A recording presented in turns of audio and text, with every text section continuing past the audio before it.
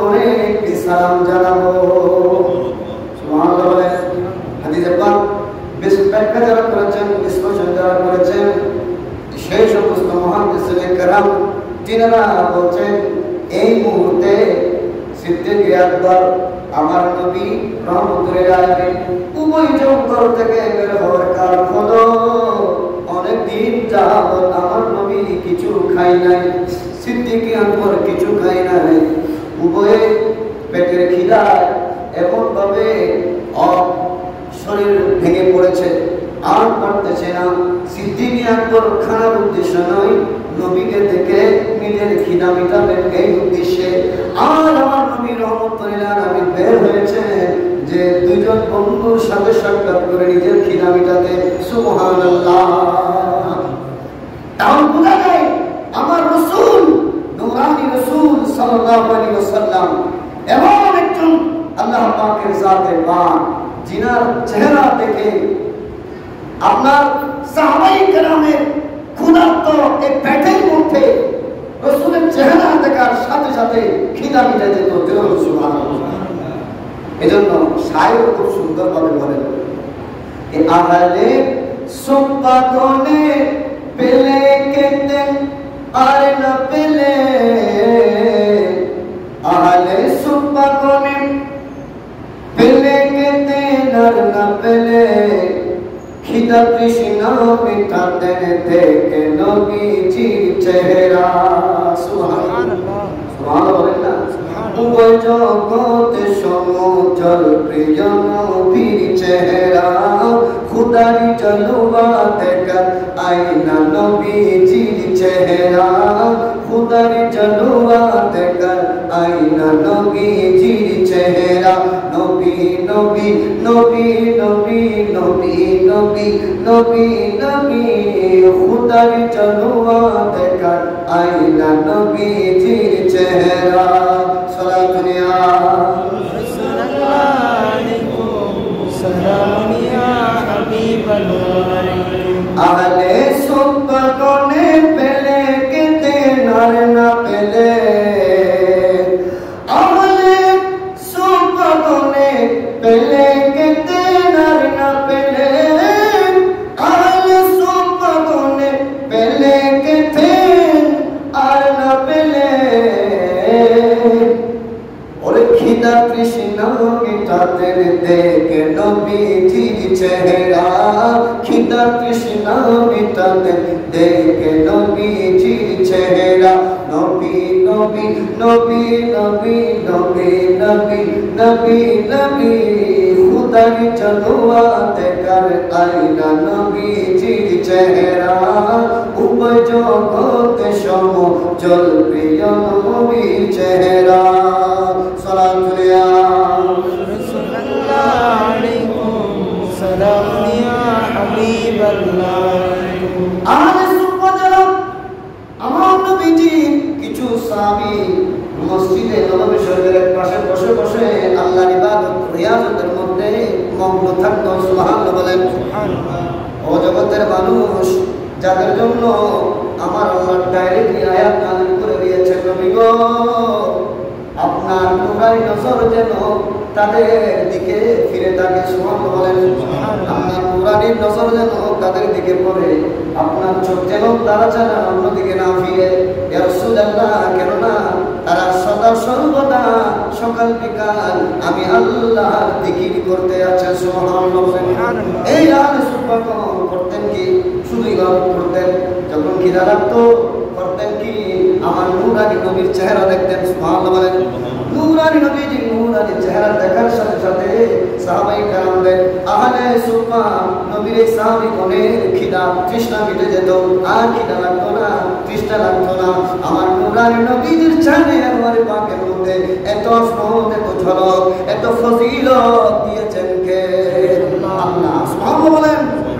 আর জগতের মানুষ এজন্য এই হাদিসে পাকের মধ্যে সিদ্দিক আকবর রাদিয়াল্লাহু তাআলা আনহুকে দেখার পরে মুহূর্তের মধ্যে তশরীফ আনলেন তত পৃথিবীর শাসক হযরত ওমর ফারুক রাদিয়াল্লাহু তাআলা আনহু। সুবহানাল্লাহ।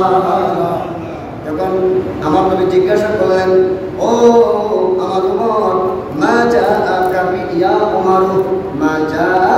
বিকা ইয়া উমর, হে উমর এই মুহূর্তে এই সময়ে তুমি এইদিকে কেন?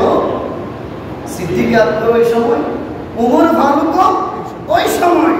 সাথেই বললেন ইয়া রাসূলুল্লাহ আল জুউ, ইয়া রাসূলুল্লাহ অনেক দিন ধরে খাবার খাইনি, পেটের মধ্যে এমন ভাবে খিদা লাগছে, ইয়া রাসূলুল্লাহ সহ্য করতে পারছি না।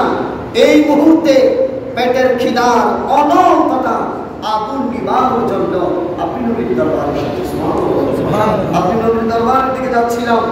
ইয়া রাসূলুল্লাহ ওয়াজাদতু বা'দা যালিকা, ইয়া রাসূলুল্লাহ আপনার দরবারে যাওয়ার জন্য আপনি নবীকে সালাম দেব, আপনি নবীর চেহারা নোয়ার দেখব, আমার পেটের খিদার অনল নিবাবো, আগুন নিবাবো, এই উদ্দেশ্যে আমি এই পথ দিয়ে আপনার দরবারের উদ্দেশ্যে রওনা হয়েছি। প্রতিমধ্যে আপনার সাথে দেখা। চলো বলুন সুবহানাল্লাহ। সিদ্দিক আকবরের একই আকীদা, উমর ফারুক রাদিয়াল্লাহু তাআলা আনহুর একই আকীদা যে রাসূল পাক সাল্লাল্লাহু আলাইহি ওয়াসাল্লামের চেহারায়ে আনোয়ারে পাক দেখলে আমাদের পেটের অনল নিভে যাবে। চলো বলুন সুবহানাল্লাহ। সালাতুন ইয়া রাসূলুল্লাহ আলাইকুম সালাম হাবিবাল্লাহ। করলেন কি এই মুহূর্তে তিনজন ক্ষুধার্ত, আহা এই মুহূর্তে তিনজন যখন ক্ষুধার্ত, রাসূলুল্লাহ সাল্লাল্লাহু আলাইহি ওয়াসাল্লাম আল্লাহ নবী সাল্লাল্লাহু আলাইহি ওয়াসাল্লাম ঘোষণা করলেন আনা ক্বাদ ওয়াজাদতু বা'দা যালিক, হে আমার সাহাবায়ে কেরাম, হে আমার সিদ্দিক আকবর, হে আমার উমর, দুজনের উদ্দেশ্যে বলছি আমি তোমাদের অবস্থা বুঝতে পারছি। তখন ওয়াজাআহুম আবুল হাইসাম ইবনে তিহান আনসারী রাদিয়াল্লাহু তাআলা আনহু, তখন আল্লাহর নবী সিদ্দিক আকবর উমর ফারুক রাদিয়াল্লাহু তাআলা আনহুকে নিয়ে গেলেন হযরতে আবুল হাইসাম রাদিয়াল্লাহু তাআলা আনহুর বাসভবনে। সুবহানাল্লাহ বলেন।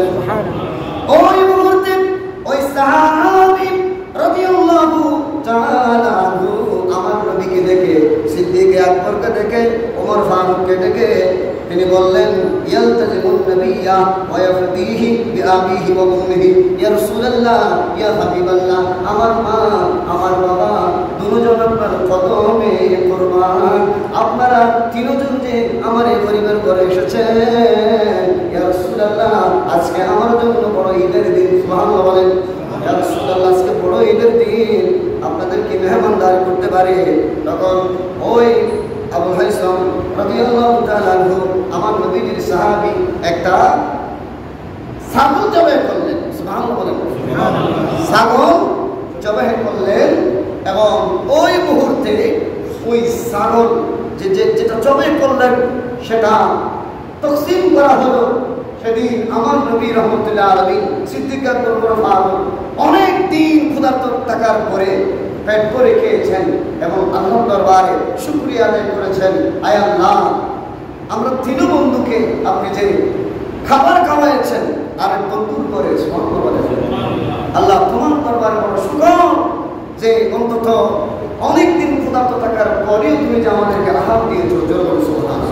বর্তমান প্রেক্ষাপটে আমরা এমন রিজিকের উপর রয়েছি, খানার উপর খানা, খানার উপর খানা, আমাদের পেটের মধ্যে আমরা খিদা লাগাতে দেই না। যদি বলুন দেখি না, একটু খাবার খাওয়ার পর একটু খিদা আসতেছে লাগলেই আমরা আরেকটা খাবারের দিকে যাই, আরেকটা খাবার খেয়ে পেটের মধ্যে খিদা লাগতে দিই না।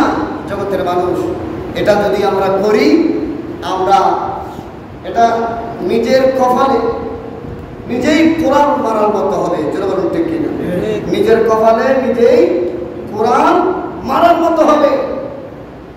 অনেক ধরনের ক্ষতি আপনার শরীরের মধ্যে যদি খিদা না লাগা, তাহলে প্রথমত বড় বড় ধরনের রোগ আপনার দেহের মধ্যে বাসা বাঁধবে। এজন্য তো আমাদের ইসলাম ধর্মে অন্তত 1 মাস রোজা রাখা ফরজ করা হয়েছে। এগুলো আল্লাহ বান্দাদের, আমার নবীজির গোলাম উম্মতদের হায়াত বাড়ানোর জন্য। সুবহানাল্লাহ। বিশ্ববিখ্যাত একটি আপনার কিতাব, বিশেষ করে পুরো বিশ্বের চিকিৎসা বিজ্ঞানী যারা, বিশ্বের চিকিৎসা বিজ্ঞানী, বড় বড় চিকিৎসা বিজ্ঞানীগণ একসাথে হয়ে একটা কিতাব লিখেছেন, বই লিখেছেন, যে সায়েন্স কলস ফর ফাস্টিং। এটা চিকিৎসা বিজ্ঞানের উপর এই ইংলিশের মধ্যে এই বইটা লিখেছেন। সেখানে তারা এই কথা বলতে বাধ্য হয়েছে, মুসলমানরা যে রোজা রাখে 7-8 ঘন্টা 9 ঘন্টা ধরে যে রোজা রাখে, এটা ফজিলত, এটার সম্মান বর্ণনা করতে গিয়ে তারা বলছেন যে দেখেন, after a fast properly taken the body is literally born afresh. কেউ যদি দৈনিক অন্তত 8-9 ঘন্টা যদি উপবাস থাকতে পারে, সে যেন নতুন জীবন লাভ করে। কি জীবন? নতুন জীবন লাভ করে। আমাদের জন্য বড় শিক্ষা। আল্লাহ নবী রাহমাতুল লিল আলামিনকে জিজ্ঞাসা করা হলো, ইয়া রাসূলুল্লাহ, আপনি প্রত্যেক সোমবার দিন কেন রোজা রাখেন? নবী বলছেন, ইয়াউমা ওয়ালিদতু, এই দিন আমার জন্ম হয়েছে। সুবহানাল্লাহ। উম্মতদেরকে শিক্ষা দিয়েছেন, জন্মটা এমনভাবে পালন করেছেন রোজা রেখে। কেন রোজা রাখলো? ইবাদত তো অনেক ধরনের আছে। আল্লাহ নবী চাইলে 100 রাকাত 200 রাকাত নফল নামাজ পড়ে নিজের বেলালত তথা জন্মদিন পালন করতে পারত, বা 10 দিন ইতিকাফ থেকে নিজের জন্মদিন পালন করতে পারত। এক এক রকম কোরআন শরীফ খতম করে পড়ত। জগতের মানুষ কেন আল্লাহর নবী রাহমাতুল লিল আলামিন জন্মদিন পালন করেছেন রোজা রাখার মাধ্যমে? উম্মতদেরকে শিক্ষা দিয়েছেন, নতুন জীবন লাভ যেহেতু রোজা রাখার মাধ্যমে হয়, ও আমার উম্মতেরা, আমি আমার নতুন জীবন এই যে প্রত্যেক সোমবার দিন লাভ করি, সুবহানাল্লাহ বলেন, নতুন জীবন লাভ করি।